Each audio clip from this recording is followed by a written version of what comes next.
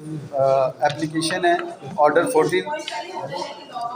जी जी, order 14 rule 2।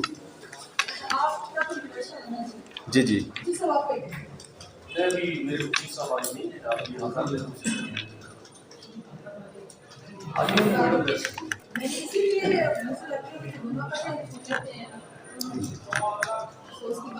Madam इस नहीं लगी हुई ऑर्डर में 1-2 दिन की डेट है, मैं फिर वो जब से रिकन्सिलेशन फेल हुई है उसमें 9/6 को हो गया, वो ऑर्डर ही लगा वो मैं फिर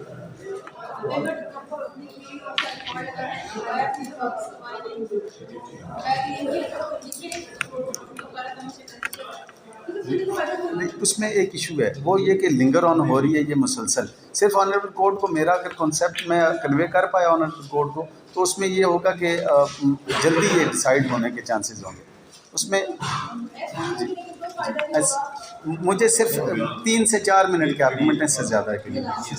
इसमें मेरी एप्लीकेशन है order under order 14 rule 2 CPC में, और इसमें यह है कि जहाँ फैक्ट्स और इशू लीगल इश्यूज हों तो वहाँ पे पहले लीगल इशू डिसाइड होंगे और फैक्ट्स जो हैं वो बाद में देखे जाएंगे। इवन अदरवाइज़ इस केस में तो एविडेंस रिकॉर्ड हो चुकी है। इसमें PW1 के तौर पे प्लेंटिफ खुद आए हैं, उन्होंने एविडेंस रिकॉर्ड करवाई है। इसमें 2 इश्यूज़ हैं, 2 लीगल इश्यूज़। एक ये है कि मैंडेटरी है सेक्शन 8 ऑफ डेफामेशन ऑर्डिनेंस 2002, उसमें लीगल नोटिस का जो है डेफामेशन ऑर्डिनेंस का वो भेजना लाजमी है।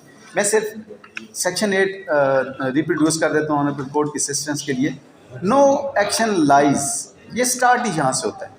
No action lies unless the plaintiff has within 2 months after the publication of the defamatory matters has come to his notice or knowledge given to the defendants 14 days notice in writing of his intention to bring an action specifying the defamatory matters complained of। अब इसमें ये start ही इससे हो रहा है कि जब तक नोटिस नहीं होगा नहीं होगा। इसमें मेरा जो दूसरा ग्राउंड है वो ग्राउंड है कि इसका पब्लिकेशन का होना लाजमी है। ये डेफामेशन ऑर्डिनेंस में जैसे कि 2 तरह के डेफामेशन में हो सकते हैं। एक सिविल सूट हो सकता है, सिविल सूट जो रिकवरी का, एक सिंपल रिकवरी का। एक सूट जो होता है यहाँ पे डेफामेशन ऑर्डिनेंस के तहत वो होगा पब्लिकेशन की सूरत में, अदरवाइज डेफामेशन होगी तो पब्लिकेशन नहीं होगी। इस सूट में ये दोनों चीज़ें माइनस हैं। और मेरा इसमें तीसरा जो इसमें मेरा डिफेंस है, थैंक यू, मेरा इसमें जो तीसरा डिफेंस है वो ये है कि मुझे एब्सोल्यूट प्रिविलेज हासिल है।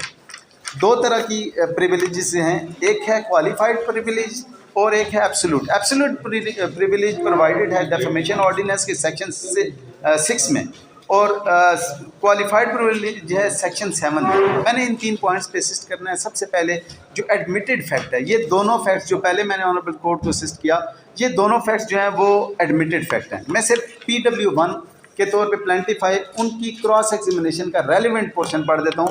उसमें वो फरमाते हैं कि ये बात दुरुस्त है कि मैंने रूबरू अदालत कलम बंद करवाया है कि इसमें भी, उसमें सबसे पहले ये कहा कि जो बयान मैंने इसमें जो ये दुरुस्त है कि मैंने अपने दावे में लीगल नोटिस अरसाल करने का जिक्र ना किया है। पेज 1 पे है और यहाँ एडमिटेड फैक्ट है कि इन्होंने अपने दावे में नहीं किया, और ये कह रहे हैं ये दुरुस्त है कि मैंने अपने दावा में लीगल नोटिस अरसाल करने का जिक्र ना किया। और ये भी दुरुस्त है कि जो बयान मैंने रूबरू अदालत कलम बंद करवाया यानी इन चीफ, उसमें भी लीगल नोटिस अरसाल करने का जिक्र ना किया है। ये भी दुरुस्त है कि TCS या डाकखाना की कोई रसीद दावे के साथ लफ ना की है। ये गलत है कि इसलिए ना लगाई है कि मैंने लीगल नोटिस अरसाल ही नहीं किया। ये मेरा फर्स्ट पॉइंट था, और मेरे फर्स्ट पॉइंट को सपोर्ट कर रही है 2021 MLD पेज 1 सिंध है, जिसमें 711 पे रिजेक्ट हो गई। ये 711 दी गई कि क्योंकि लीगल नोटिस अरसाल नहीं किया गया, तो ऑनरेबल हाई कोर्ट ने फरमाया जी कि वो मेंटेनेबल ही नहीं है। अब इसमें मेरा दूसरा ग्राउंड जो है वो बड़ा इंपॉर्टेंट है, वो है पब्लिकेशन के हवाले से। पेज नंबर 5 है PW1 की क्रॉस एग्जामिनेशन का स्पेसिफिक क्वेश्चन है। मेरी कोशिश ये होती है कि जरा के दौरान सिर्फ वो स्पेसिफिक कोई फजूल सवाल ना पूछा जाए। तो इसमें पेज नंबर 5 की लाइन नंबर 4 है। लाइन नंबर 4 के एंड पे है, मेरा क्लेम है मुद्दा ने दावा में मेरे खिलाफ हद के इज़्ज़त के अल्फाज का इस्तेमाल किया। ये दुरुस्त है कि अखबार या किसी टीवी चैनल में अल्फाज ना आए हैं। आज खुद कहा कि थाना में एक दरख्वास्त दी थी कि इसमें लीगल नोटिस के इसमें लीगल के अल्फाज इस्तेमाल हुए थे। यानी इसमें भी एडमिट कर लिया उन्होंने कि ना तो किसी अखबार की पब्लिकेशन है और ना ही बेसिकली ये सूट एक सिंपल था। इन्होंने मेरे ख़िलाफ़ एक दावा दायर किया था। मैंने उस दावे में ये कंटेंशन ली, अपना डिफेंस ये लिया था कि ये कब्ज़ा ग्रुप हैं और इनके नाम के हवाले से मैंने कहा जो इलाके में ये इनके नाम इनका पहचाना जाता था उस नाम के निक नेम से जिससे जाने जाते थे। जी इसमें जी हम्बल सबमिशन सिर्फ यह है कि इसमें मज़ीद ज़रूरत ही नहीं थी। अभी इसमें होता ही है कि मुझे यहाँ पे सिर्फ ऑनरेबल कोर्ट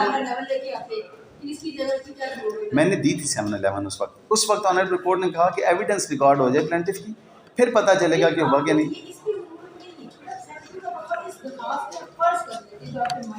जी जी जी जी जी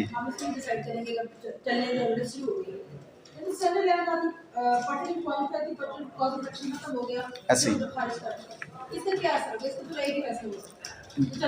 जी इसमें यही हम्बल सबमिशन यही है कि ये इंजर्शन का मकसद ही है कि किसी स्टेज पे भी जहाँ पे ये पता चल जाए कि लीगली बार्ड है। मैं अब ये कह रहा हूँ कि ये मेंटेनेबल नहीं, ये बार्ड है। ऑनरेबल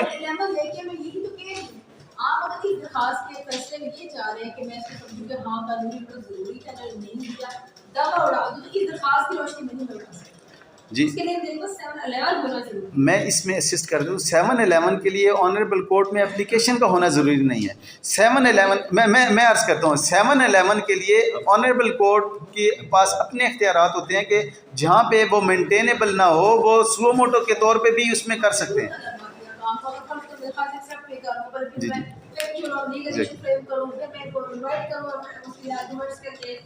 इश्यूज ऑलरेडी फ्रेम हो चुके हैं इसमें। मेरा इसमें इशू फ्रेम है, यही इशू ये मेरा फ्रेम है। हम्बल सबमिशन ये है कि अगर इन्होंने जरा करनी होती मेरे विटनेसेस में मैं ज़रूर डिसाइड होने देता। इनकी 2 साल से मेरा केस पेंडिंग है ऑनरेबल कोर्ट में और 2 साल के बाद हम प्लेंटिफ की एविडेंस बड़ी मुश्किल से मैंने रिकॉर्ड करवाई है। जिस दिन इनका बयान आया सेम डे में मैंने जरा कर दी थी। उसके बाद फिर ऑनरेबल कोर्ट मुलाजा फरमा लें एक छोटा सा लीगल इशू है जिसमें आर्गूमेंट के लिए वो दस्तयाब नहीं है। और यहाँ पे ये होता है जब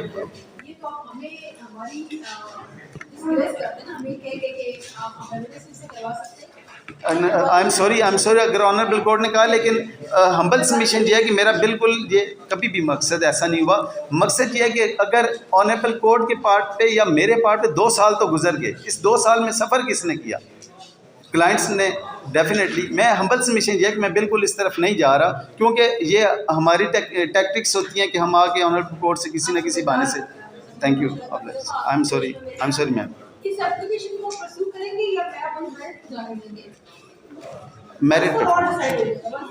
मेरिट पे फरमा दें, लेकिन इसमें एक और इशू होगा। मेरिट में क्या मुझे 6 महीने मजीद अपने विटनेसेस यहाँ ला के खड़े करने पड़ेंगे?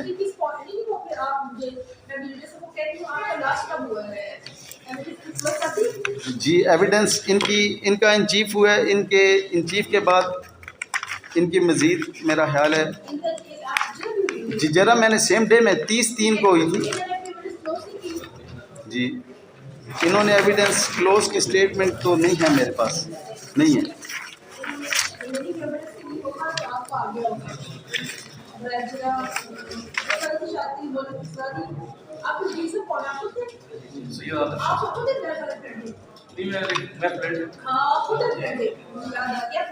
जी खुद मैंने उस वक्त ऑफर फरमाई।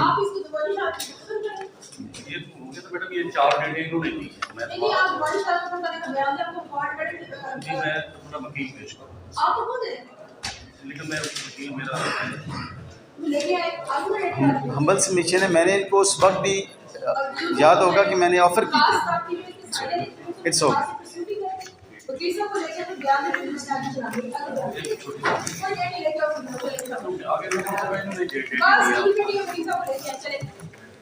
हाईली ब्लाइंड इसमें